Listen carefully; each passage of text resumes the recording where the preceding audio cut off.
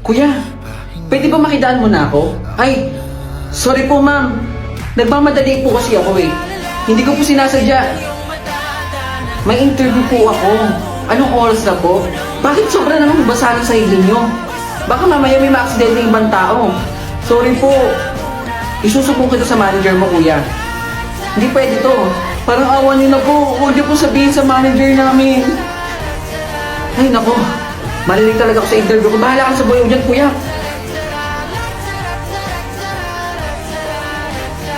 Fresh graduate po ako. Ito pala ang first job mo. Third job ko na to. Yung mga previous work ko kasi mababa ng sahod. Siyempre no, may tinapos ako at saka ang ganda ng credentials ko. So naghahanap ako ng mag-fit sa credentials ko. Yung malaking sahod. Itong kumpanya na to, malaki ang sahod. Oh, sige, tingnan lang natin kung sino makakapasok sa atin, ha? Miss Christine! Oh, teka, tinatawag na ako.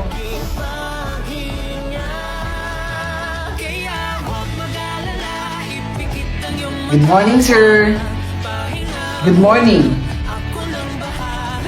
You are Miss Christine, right? Teka. Siya ba yung janitor? Yes, ako nga yun. Nagpanggap ako yung janitor. Nagpanggap ako yung janitor kasi naghahanap ako ng mga empleyadong marunong respeto sa ibang tao, mataas man ang posisyon o hindi. At yung empleyadong marunong magpakumbaba. Sorry, sir. Sorry po, hindi ko naman po sinasadya, sir. Miss Christine, do you think qualified ka sa position?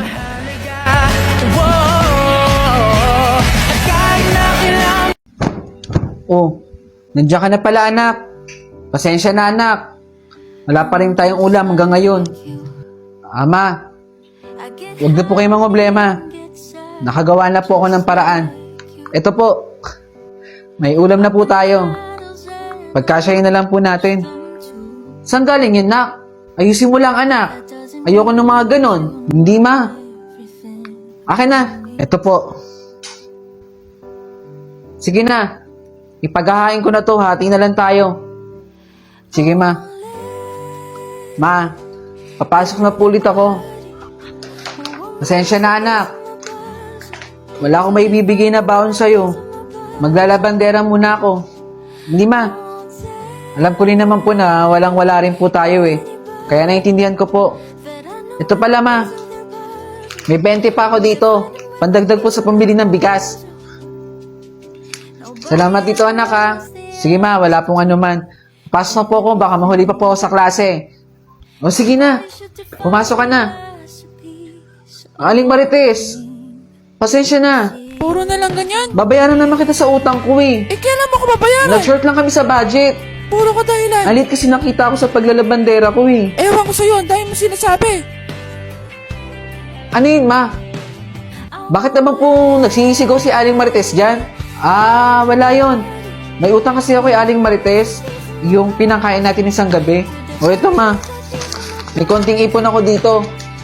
Ipadagdag yun po sa pambayad. Sigurado ka bang hindi sa illegal yung kinukuha yung pera mo?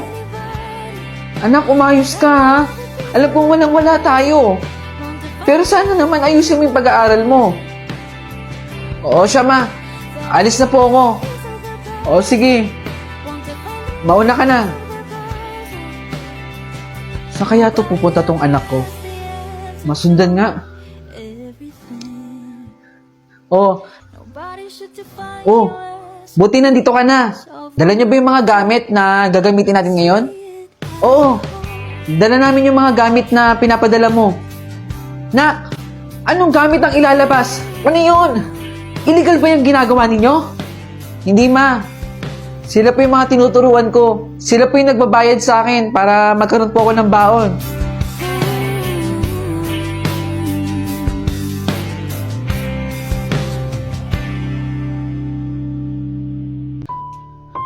Bunso!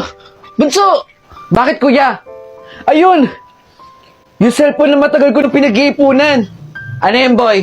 Ale, magkano na lang po ba yan? Yan cellphone na yan. 1,000 na lang. Second hand na yan eh. Pero magagamit pa naman. Ale, babalik po ako dito. Pinag-iipunan ko lang po. O, sige, sige. Basta hanggat hindi yan nabibili, nandyan lang yan. Antayin ko kayo dito, ha? Tara, bunso! Ay, kuya! Bilhin niyo na po! 3 na lang po natitirang mangga. Kunin ko na yan. Kanina pa ako naghanap ng mangga eh. Sige po. Ito po. Maraming salamat po, ha? Maraming salamat din. Tara na, bunso.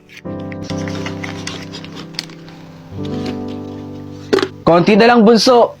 Malapit na nating mabili yung cellphone. Ano, boy? Bibili mo na ba? Ale, konting-konti na lang po. Mabibili na rin po namin yung gusto namin. O, sige, sige. Pag-ipunan mo pa. Nako, maraming salamat po sa pagbili. Salamat po. So, wakas, kumpleto na. Bakit ka umiiyak, bunso? Yung sapatos ko po, tinapon po nila sa ilog. Kaya wala po akong suot na sapatos ngayon. 999 itong sapatos na to. Bunso, para sa'yo. Salamat dito, kuya. Promise po, hindi ko na po hahayaan na mawala yung sapatos ko. Ito yung sukli mong piso.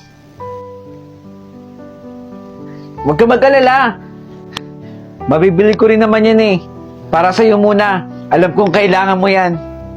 Teka lang, teka lang. Tignan mo yung presyo ng cellphone. Tama po ba?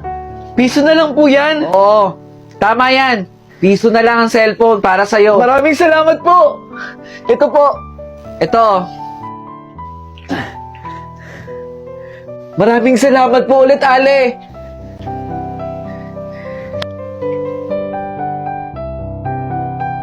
Yan. Madami na akong ipon. Ma, tignan mo.